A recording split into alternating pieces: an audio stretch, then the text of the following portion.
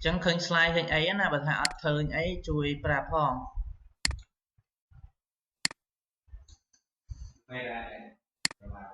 này này bà chẳng chơi đồng bóng trong sông trong đẹp số buộc mai bóng ôn từng óc nia từng nấu không thể về na sử dụng trong pin to còn đôi chia bóng ôn từng óc nia để ban châu room nơi tam propon online nộp hẹn tự cao nâng khai tổng bột phòng đài chẳng dương ban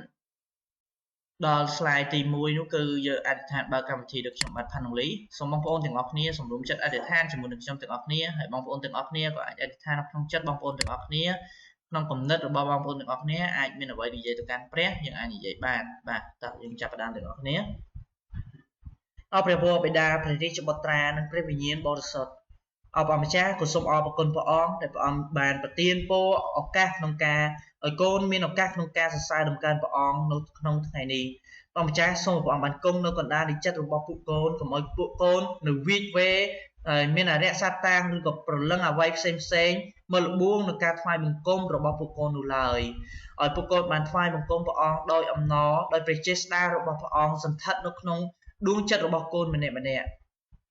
អបអម្ចាស់អើយសូមអបប្រទានពរឲ្យក្រុមគ្រួសាររបស់កូនម្នាក់ម្នាក់បានទទួលនូវសុខភាពល្អជៀសផុតអំពីគ្រោះថ្នាក់ផ្សេងៗសូមព្រះអង្គប្រទានពរឲ្យគាត់មានឱកាសក្នុងការទទួលជឿត្រង់និងមានឱកាសក្នុងការថ្វាយសេរីល្អទៅកាន់ត្រង់ដូចជាពួកកូនផងដែរព្រះម្ចាស់សូមព្រះអង្គប្រទានពរឲ្យកូនម្នាក់ម្នាក់ឲ្យខ្លាចទៅជាមនុស្សល្អខ្លាចជាកូនល្អរបស់ទ្រង់ស្ដាប់បង្គាប់នឹងក្រឹតវិន័យរបស់ទ្រង់នឹងចាប់នឹងជាប់នឹងចាប់ដេញក្រឹតវិន័យរបស់ទ្រង់ដាក់ក្នុងដួងចិត្តជានិច្ចកាលផងដែរព្រះម្ចាស់សូមព្រះអង្គប្រទានពរឲ្យកូនទាំងអស់គ្នាដែលស្នាក់នៅ dormitory ក៏ដូចជាស្នាក់នៅព្រះវិហារនេះផ្ទាល់សូមឲ្យព្រះអង្គប្រទានពរឲ្យកូនទាំងអស់គ្នាជោគជ័យនៅក្នុងជីវិតក៏ដូចជោគជ័យនៅការសិក្សារបស់ពួកកូនឲ្យការសិក្សារបស់ពួកកូនទាំងអស់គ្នាបានប្រកបដោយភាពរលូនសូមឲ្យកូនទាំងអស់គ្នាមានសុខភាពល្អមានប្រាជ្ញាវាងវៃមកពីទ្រង់សូមព្រះអង្គប្រទានពរឲ្យកូនទាំងអស់គ្នាផងដែរព្រះម្ចាស់សូមព្រះអង្គប្រទានពរឲ្យលោកគ្រូអ្នកគ្រូក៏ដូចជាកូនសិស្សទាំងអស់នៅខេត្តតាកែវនិងខេត្តកំពតសូមឲ្យព្រះអង្គប្រទានពរឲ្យពួកគាត់ឲ្យគាត់ដែលមានសេចក្តីជំនឿរឹងមាំឲ្យគាត់បានជឿជាក់នៅក្នុងទ្រង់និងទទួលនៅស្ដាប់នៅក្រឹតវិន័យស្ដាប់តាមបង្គាប់នៅក្រឹតវិន័យរបស់ទ្រង់ផងដែរសូមព្រះអង្គប្រទានពរឲ្យគាត់មានប្រាជ្ញាវាងវៃក្នុងការដឹកនាំក៏ដូចជាប្រទានពរឲ្យក្មេងៗមានសុខភាពល្អអរព្រះអង្គម្ចាស់ព្រះអង្គគឺជាព្រះដូច្នេះហើយព្រះអង្គអាចធ្វើអ្វីៗគ្រប់បែបយ៉ាងសម្រាប់នៅជីវិតរបស់កូនសូមព្រះអង្គបានលើកលែងទោសកំហុសអំពើបាបរបស់កូនដែលកូនបានធ្វើខុសដោយចេតនាក្តីដោយអចេតនាក្តីសូមព្រះអង្គបានលុបលាងនៅកំហុសអំពើបាបរបស់កូននិងឲ្យកូនបានមានឱកាសក្នុងការកែប្រែផងដែរព្រះម្ចាស់សូមព្រះអង្គប្រទានពរឲ្យអ្នកដឹកនាំនៃព្រះវិហារណាស្រុកភ្នំពេញសូមព្រះអង្គប្រទានពរឲ្យគាត់មានសុខភាពល្អមានប្រាជ្ញាវាងវៃដើម្បីធ្វើជាអ្នកដឹកនាំជាគំរូដល់ពួកកូនដើម្បីឲ្យកូនទាំងអស់គ្នាបាននៅដំណាក់នៃទ្រង់ជារៀងរហូតផងដែរសូមព្រះអង្គបានសម្រេចនូវគោលបំណងរបស់ពួកគាត់ដែលគាត់បានចង់សាងសង់នៅព្រះវិហារដ៏ធំក៏ដូចជាមន្ទីរពេទ្យដ៏ធំនៅទីក្រុងភ្នំពេញសូមព្រះអង្គបានរៀបចំនូវផែនការសម្រាប់ពួកគាត់ផងដែរព្រះម្ចាស់ក៏សូមថ្វាយការអធិដ្ឋានទាំងអស់នេះថ្វាយផ្ដែក្នុងព្រះនាមដ៏ខ្ពស់បំផុតគឺព្រះនាមព្រះយេស៊ូវគ្រីស្ទអាមែនបាទសូមអរគុណតើអញ្ចឹងយើងដល់នៅ slide បន្ទាប់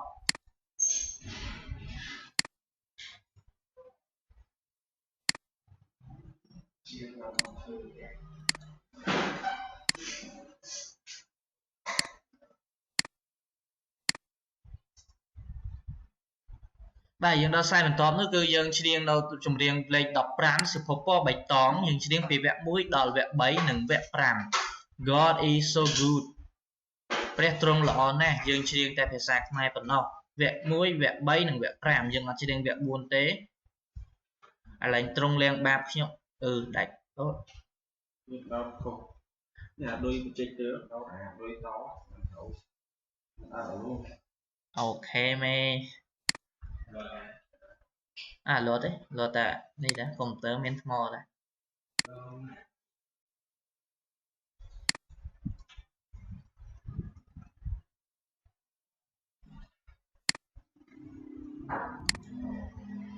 បាទអញ្ចឹងយើងបើកសៀវភៅពណ៌បៃតង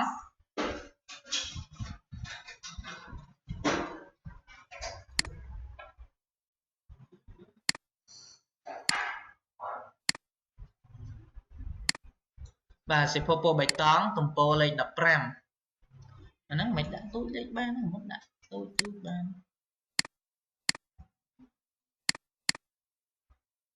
បាទតែយើងបើកទាំងអស់គ្នាសៀវភៅពណ៌បៃតងលេខ15ហើយខ្ញុំសេហើយអីបានឃើញចាំភ្លេច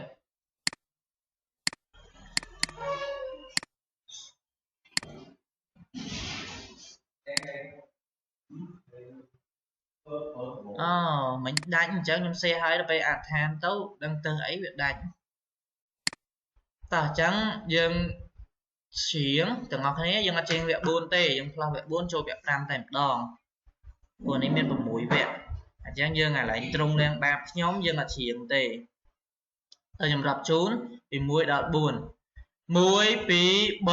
4ព្រះទ្រង់លណា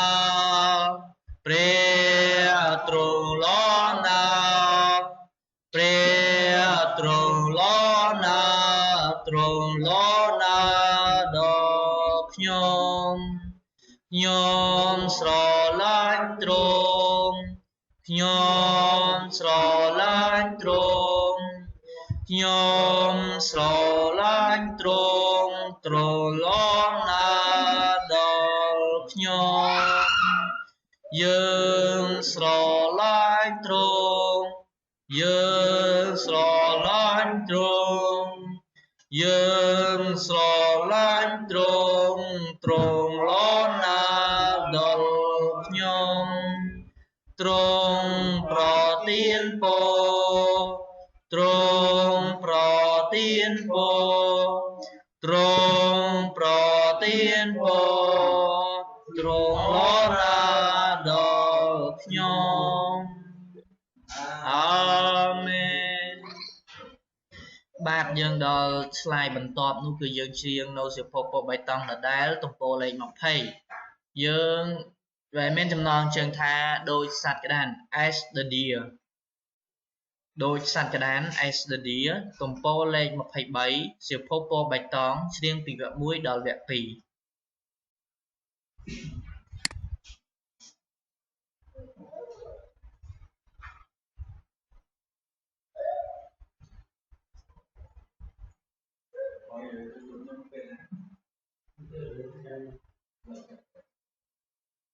សៀវភៅពណ៌បៃតង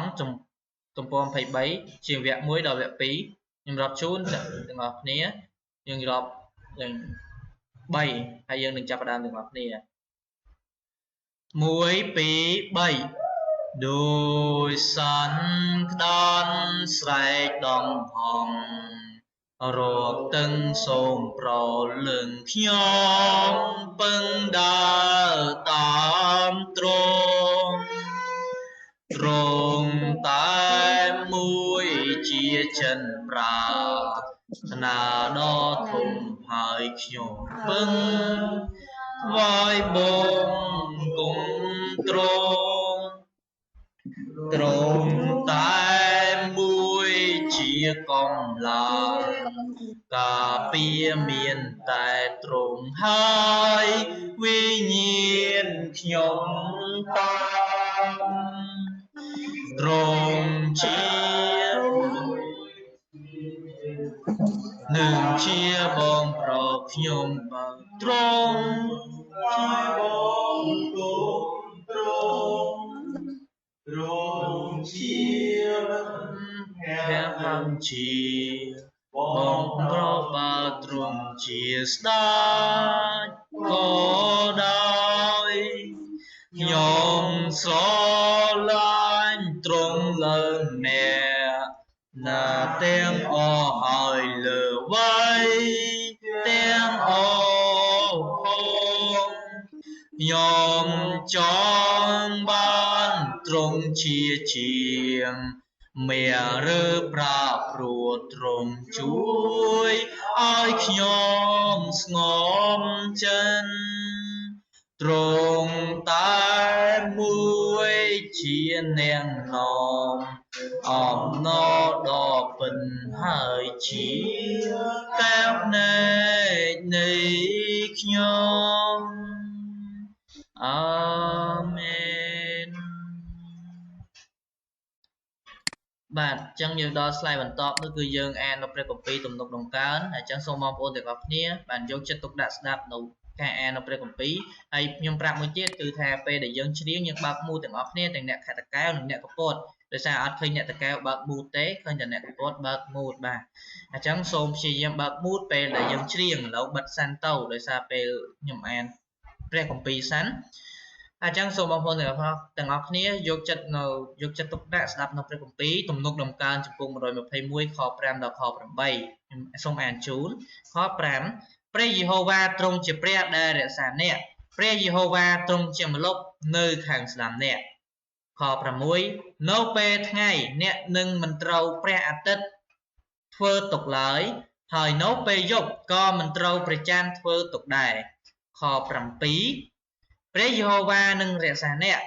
ហើយរួចពីគ្រប់ទាំងសេចក្តីអាក្រក់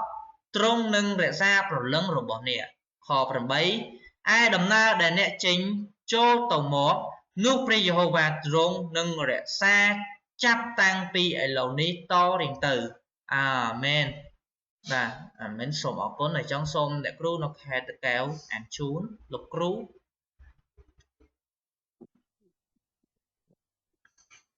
ការអានព្រះអង្គទំនុកដំកើងចំពុក121ខ5ដល់ខ18 5ព្រះយេហូវ៉ាទ្រង់ជាព្រះដែលថែរក្សាអ្នកព្រះយេហូវ៉ាទ្រង់ជាម្លប់នៅខាងស្ដាំអ្នក6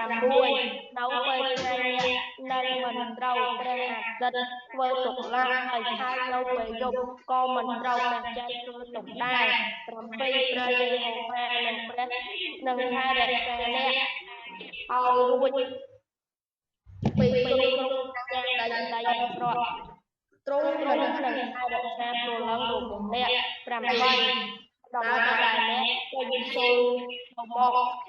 ព្រះយេហូវ៉ាទ្រង់នឹងតែរក្សាចាប់តាំងពីឥឡូវនេះតទៅអាមែនបាទសូមអរគុណ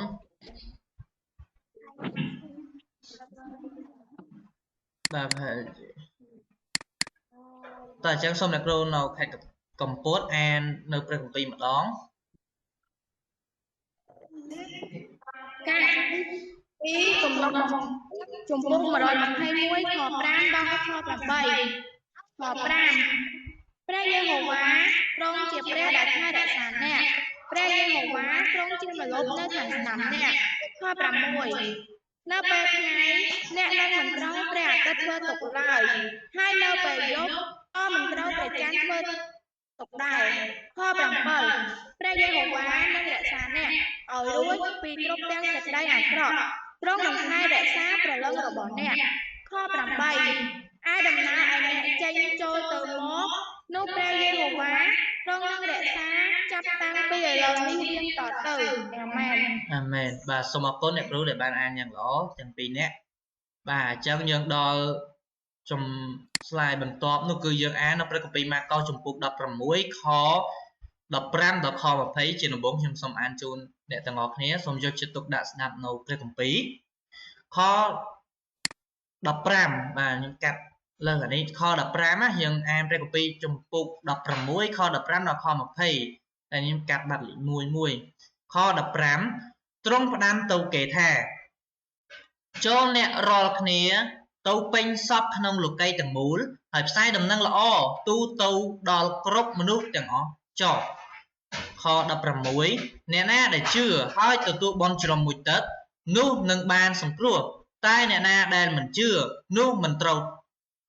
នឹងត្រូវទៅវិញខ17ទីសម្គាល់ទាំងនេះនឹងជាប់តាមអស់អ្នកដែលជឿគឺថាគេនឹងដេញអារក្សដោយនៅឈ្មោះខ្ញុំហើយនឹងចេះនិយាយភាសាថ្មីខ18នឹងចាប់កាន់ពស់បានឬបើគេផឹកអ្វីពុលនោះមិនធ្វើឲ្យអន្តរាយទេហើយគេនឹងដាក់ដៃលើមនុស្ស ជំងឺឲ្យបានជាផងខ19ដូច្នេះក្រោយដែលព្រះអង្គម្ចាស់បានមានព្រះបន្ទូលនឹងគេរួចនោះព្រះវរបិតាបានទទួលទ្រង់ឡើងទៅស្ថានសួគ៌វិញឲ្យគង់នៅខាងស្ដាំឯពួកសិស្សគេចេញទៅប្រកាសប្រាប់នៅសពគ្រប់អន្លឺដោយមានព្រះអង្គចាស់ធ្វើការជាមួយនឹងបញ្ជាក់ព្រះបន្ទូលដោយទីសម្គាល់ដែលកើតមកតាមក្រោយផងអាមែន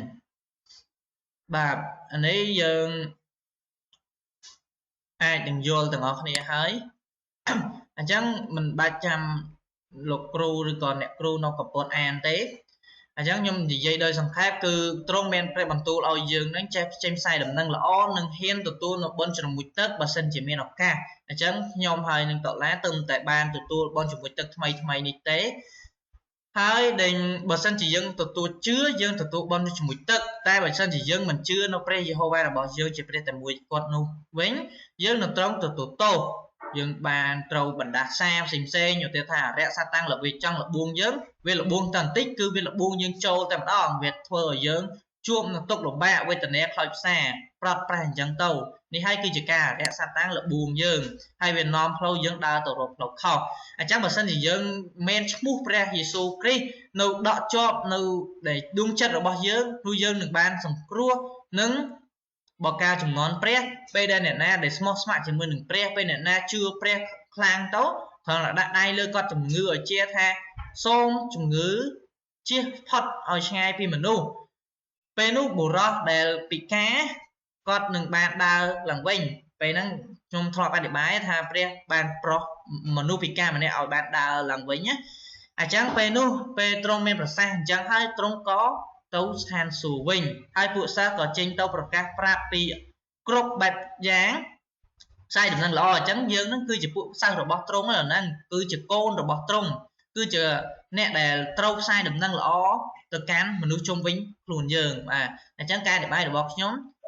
អញ្ចឹងដល់ស្លាយបន្តគឺដល់ការអធិប្បាយរបស់ខ្ញុំនិយាយអំពីការផ្សាយដំណឹងល្អរបស់លោកពេត្រុសនិងលោកយូហានអញ្ចឹងកាលពីមុនយើងបានដឹងហើយថាព្រះអង្គមានបញ្ជូនរស់ឡើងវិញហើយកាលពីមុននោះទៀតខ្ញុំក៏បានអធិប្បាយអំពីការប្រោសបុរសម្នាក់ឲ្យជានៅឯក្រុងយេរូសាឡិមអញ្ចឹងថ្ងៃនេះខ្ញុំបានបន្តអំពីកន្លែងហ្នឹងគឺផ្សាយដំណឹងល្អរបស់លោកពេត្រុសនិងលោកយូហានជាដំបូងខ្ញុំសូមនិយាយអំពីប្រវត្តិរបស់លោកពេត្រុសនិងលោកយូហានសិនអញ្ចឹងលោកពេត្រុសនិងលោកយូហានគឺគាត់គឺជាអ្នកដែលទទួលជឿនៅព្រះយេស៊ូវទទួលដែលហ៊ានថ្វាយនៅជីវិតរបស់ពួកគាត់ដើម្បីបម្រើនៅព្រះយេស៊ូវអញ្ចឹងមានថ្ងៃមួយនោះគាត់បានចេញផ្សាយដំណឹងល្អចេញផ្សាយអំពីការរស់ឡើងវិញរបស់ព្រះយេស៊ូវក៏ប៉ុន្តែដោយអកុសលនោះគឺអត់មានអ្នកណាទទួលជឿទេដែលពួកសង្ឃមេកងរក្សាព្រះវិហារនិងពួកសាឌូស៊ីហ្នឹងគឺជាឈ្មោះដែលនៅពួកហ្នឹងម្ដុំអញ្ចឹងណាការប្រមូលផ្ដុំអញ្ចឹងគេហៅថាពួកសាឌូស៊ីពេលនោះលោកពេត្រុសកំពុងតែមានប្រសាសន៍នៅបិតាជនជាច្រើនអ្នកឧទាហរណ៍ថាគាត់កំពុងតែផ្សាយដំណឹងល្អប្រមូលផ្ដុំនៅការផ្សាយដំណឹងល្អមនុស្សរាប់រយនាក់ដែលគាត់កំពុងតែមានប្រសាសន៍សុកនោះពួកសាឌូស៊ីហ្នឹងក៏មកដល់ហើយពួកគេក៏តោះចិត្តពួកសាឌូស៊ីរបៀបថាពួកគេធំពួកគេអ្នកគ្រប់គ្រងនៅដែនដីកន្លែងហ្នឹងអញ្ចឹងណាអញ្ចឹងពួកសាឌូស៊ីនោះក៏គាត់មកក៏ជួបពេត្រុសនិងយូហានកំពុងតែផ្សាយដំណឹងល្អផ្សាយដំណឹងល្អអំពីព្រះនោះក៏ពួកគេតោះចិត្តថាហេតុអីបានត្រូវមកផ្សាយដំណឹងល្អនៅទីនេះហើយបង្រៀនទៅប្រជាជនរបស់ពួកគេដោយប្រកាសថាព្រះយេស៊ូវបានរស់ពីការស្លាប់ឡើងវិញត្រូវហើយរស់ពីការស្លាប់ឡើងវិញអញ្ចឹងព្រះអង្គបានរស់ពីស្លាប់ឡើងវិញពេលដែលទ្រង់ស្លាប់ហើយសគត់ហើយទ្រង់ក៏មានព្រះជន្មរស់ឡើងវិញតែពួកសាឌូស៊ីហ្នឹងគេមិនជឿទេគេជំទាស់ទាំងស្រុងហើយគេថែមទាំងឲ្យពួកតែហ៊ានឲ្យពួកអីចាប់លោកពេត្រុសនិងលោកយូហានទៅឃុំទុកទៀតពេលនោះលោកយូហាននិងលោកពេត្រុសក៏មិនមែនជំទាស់អីដែរគឺគេត្រូវបានគេចាប់ឃុំហើយលោកយូហានក៏គាត់ហើយពេលនោះ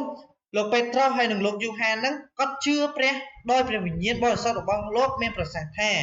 អស់និមឺនរបស់ប្រជាជននិងពួកចាស់ទុំអើយប្រសិនបើអស់លោកសួរខ្ញុំពីថ្ងៃនេះពីការល្អដែលបានធ្វើដល់បុរសពិការម្នាក់ថាគាត់បានជាដោយរបៀបណានោះសូមអស់លោកនិងប្រជាជនអ៊ីស្រាអែលទាំងអស់ជ្រាបថាបុរសដែលជានោះគឺជាដោយសារព្រះនាមព្រះយេស៊ូវគ្រីស្ទអញ្ចឹងយើងធ្លាប់ដឹងហើយថាបុរសម្នាក់បានពិការទ្រង់បានពិការដៃគាត់បានពិការជើងដើរមិនរួចតែដោយសារព្រះនាមរបស់ព្រះយេស៊ូវគ្រីស្ទទ្រង់ពួកគាត់ក៏បានដើររួចវិញរួចអំពីខ្វិននឹងវិញ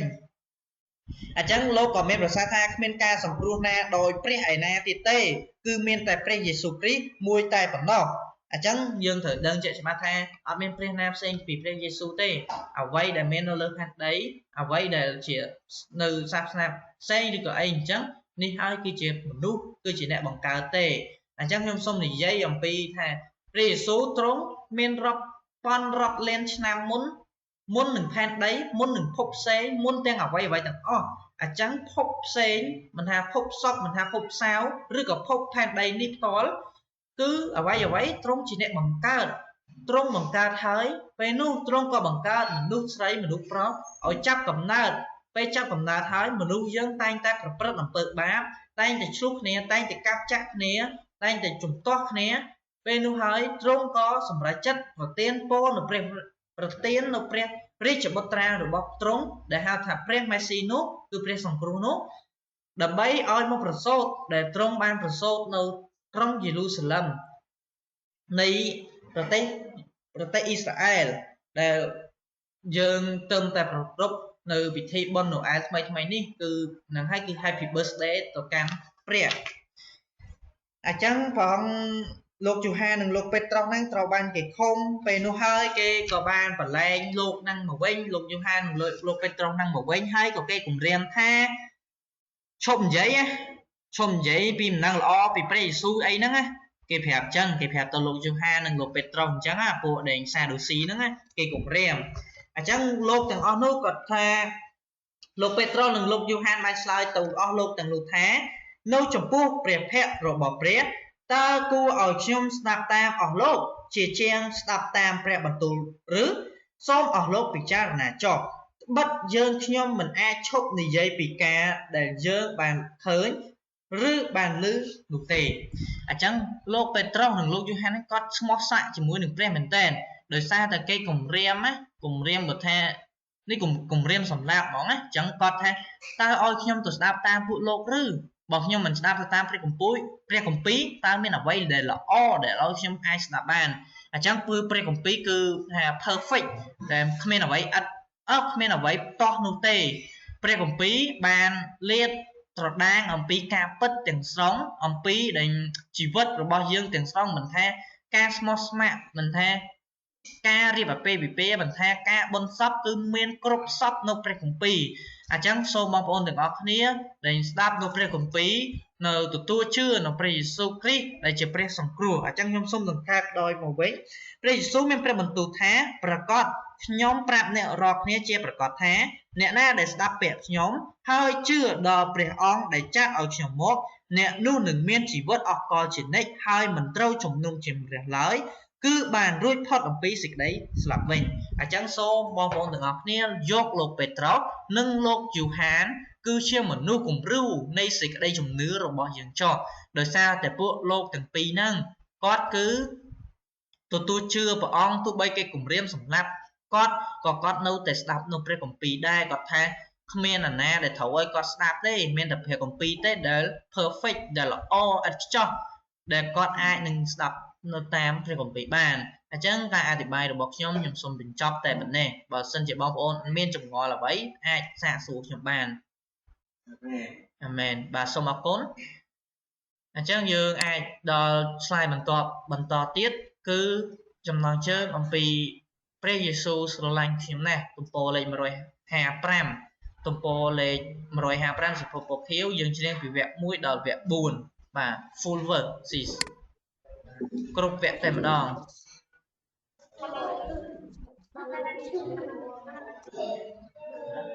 បាទសូមអ្នកតកែវបើកមូថងពេលយើងច្រៀងបាទអរគុណ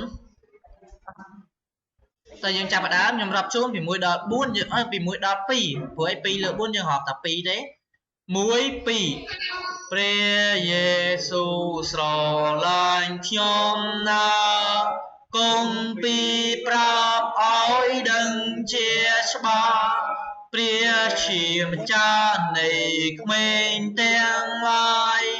វាថ្វាយខ្លួននោះមិនដែលស្ដាយព្រះយេស៊ូវស្រឡាញ់គឺទ្រង់ស្រឡាញ់ណាព្រះយេស៊ូវស្រឡាញ់គង់ពីសំដែងយ៉ាងច្បាស់ព្រះយេស៊ូវស្រឡាញ់ស្មោះទោះបើមានចិនពេញដោយបាបគង់តែទ្រង់សង្គ្រោះក្មេងខ្មាំងដោយទ្រង់សពតលើឈើឆ្កាងព្រះយេស៊ូវស្រឡាញ់គឺទ្រង់ស្រឡាញ់ណាព្រះយេស៊ូវស្រឡាញ់គង់ពីសំដែងយ៉ាងច្បាស់ព្រះយេស៊ូវស្រឡាញ់ស្មោះត្រង់សមអាចកូនឲ្យអិនសៅមកទ្រង់បើកទ្វារស្ថានសួគ៌ចំហឲ្យកូនចូលហើយមានចិនអព្រះយេស៊ូវស្រឡាញ់គឺទ្រង់ស្រឡាញ់ណាព្រះយេស៊ូវស្រឡាញ់គង់ពីសំដែងយ៉ាងច្បាស់ព្រះយេស៊ូវស្រឡាញ់ជួបនៅជាមួយខ្ញុំជាដរាប់ទៅខ្ញុំសូមថ្វាយជីវិតដល់ទ្រង់នៅបំរើជួបជាយូរលំព្រះយេស៊ូវស្រឡាញ់គឺទ្រង់ស្រឡាញ់ណាព្រះយេស៊ូវស្រឡាញ់គង់ពីសំដែងយ៉ាងច្បាស់អាមែនបាទអញ្ចឹងយើងដល់ slide បន្ទាប់នោះគឺយើងដេញច្រៀងមួយបទទៀតអធិដ្ឋានសម្រាប់កម្ពុជាតើយើងចាប់ផ្ដើមទាំងអស់គ្នាអធិដ្ឋានសម្រាប់កម្ពុជា1 2 3 4មិនដែលស្ដាយដែលបានសម្រេចចិនចេញទៅដើម្បីធ្វើការថ្វាយព្រះយេស៊ូវសង្ឬតងយ៉ាងណាក៏ទ្រាំទៅជីវិតបានជួបក្តីអំណរលាយឡងតឹងភ្នែកតែយើងខំអធិស្ឋានតាមដែលព្រះយេស៊ូវសន្យា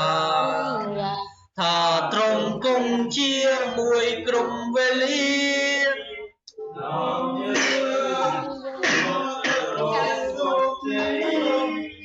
យើងចេញទៅក្រទិទីក្នុងកម្ពុជា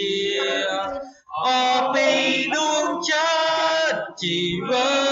តយើងនឹងសុទ្រមទោះបីលំបាកយ៉ាងណាឬភ្លើងនៅវែងឆ្ងាយយើងនឹងទៅរហូតដួងមរណាព្រះអង្គនឹងប្រទានពរដល់ក្រុមជនជាតិខ្មែរទ្រង់ស្មោះត្រង់ចំពោះក្តីអធិស្ឋានទ្រង់នឹងស្រោចស្រង់ជាតិយើងឲ្យបានរុងរឿងឡើងចូលបន្តអំពាវនាវរកទ្រង់ចូលបន្តអំពាវនាវរកទ្រង់អាមែន បាទដល់ slide បន្ទាប់នោះគឺយើងដែលនៅលំនាំនៃសេចក្តីអធិដ្ឋាននៃព្រះអង្គម្ចាស់ដល់ខ្ញុំសូម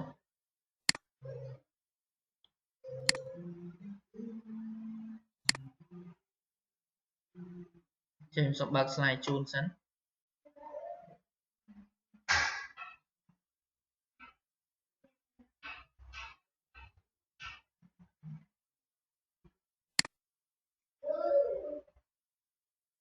បាទនេះតើអញ្ចឹងយើងសូត្រទាំងអស់គ្នាលំនាំសេចក្តីអធិដ្ឋាននៃព្រះអង្គម្ចាស់បាទបើសិនជាយើងអត់អាចអត់សូវតាន់ចេះអធិដ្ឋាននេះហើយគឺជាការអធិដ្ឋានអញ្ចឹងសូមបងប្អូនទាំងអស់គ្នាអ្នកដែលចាំសូមបិទភ្នែកហើយអ្នកដែលមិនចាំសូមអានខ្ញុំរាប់ជូនពី1ដល់3បើកម៉ូតអានទាំងអស់គ្នា1 2 3អោព្រះវរបិតានៃយើងខ្ញុំដែលគង់នៅស្ថានសួគ៌អើយសូមឲ្យព្រះនាមទ្រង់បានបរិសុទ្ធសូមឲ្យព្រះរាជទ្រង់បានមកដល់សូមឲ្យព្រះハរតីទ្រង់បានសម្រេចនៅផែនដីដូចនៅស្ថានសួគ៌ដែរសូមប្រទានអាហារដែលយើងខ្ញុំត្រូវការនៅថ្ងៃនេះសូមអត់ទោសនៅកំហុសរបស់យើងខ្ញុំដូចជាយើងខ្ញុំបានអត់ទោសដល់អស់អ្នកដែលធ្វើខុសនឹងយើងខ្ញុំដែរសូមកំណងយើងខ្ញុំទៅក្នុងសេចក្តីល្បួងឡើយតែសូមប្រោសឲ្យយើងខ្ញុំរួចពីសេចក្តីអាក្រក់វិញត្បិតរាជព្រះជាស្ដានិងសេរីល្អជារបស់ផងទ្រង់នៅអស់ក៏ជានិច្ចអាមែន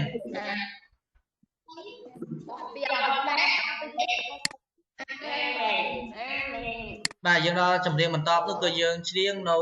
ចម្រៀង218សៀវភៅពណ៌ខៀវ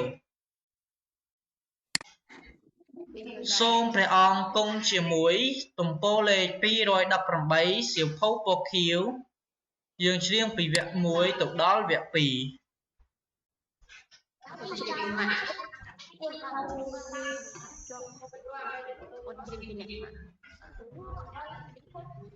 2218សៀវភៅពណ៌ខៀវ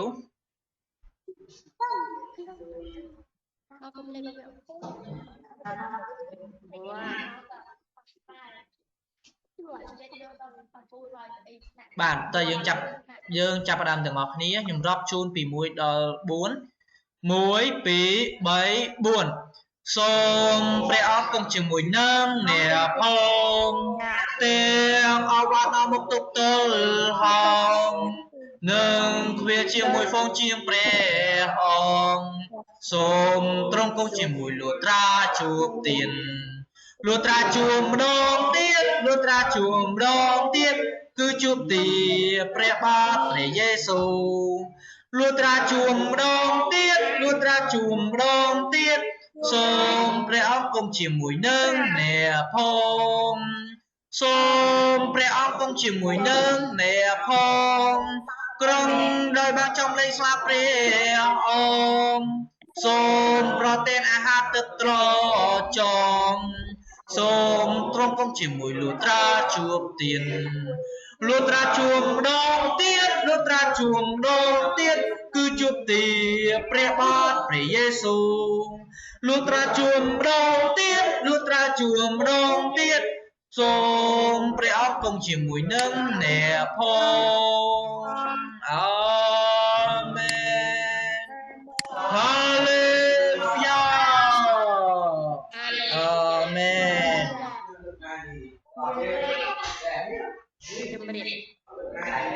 đây menពោះអញ្ចឹងអត់ឲ្យលើកអីមេញ៉ៃទេថែអញ្ចឹងសូមបងប្អូនទាំងអស់គ្នាដែលបើកកាមេរ៉ាហើយដាក់នៅនេះទាំងអស់គ្នាឲ្យខ្ញុំ record ទៅជួបហើយក៏ចង់ឃើញមុខបងប្អូនទាំងអស់គ្នាដើម្បីបានសំណេះសំណាលអ្នកទាំងអស់គ្នាផងដែរបាទអ្នកតកែវច្រើនមែនតើបាទអរគុណដែលបានចូលរួមសូមឲ្យព្រះអង្គប្រទានពរ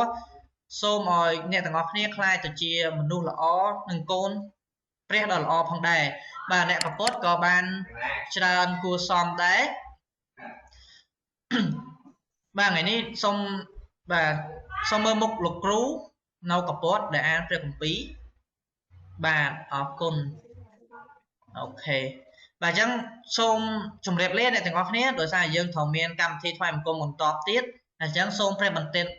ពរសូមអ្នកទាំងអស់គ្នាមានសុខភាពល្អបាយបាយបាទ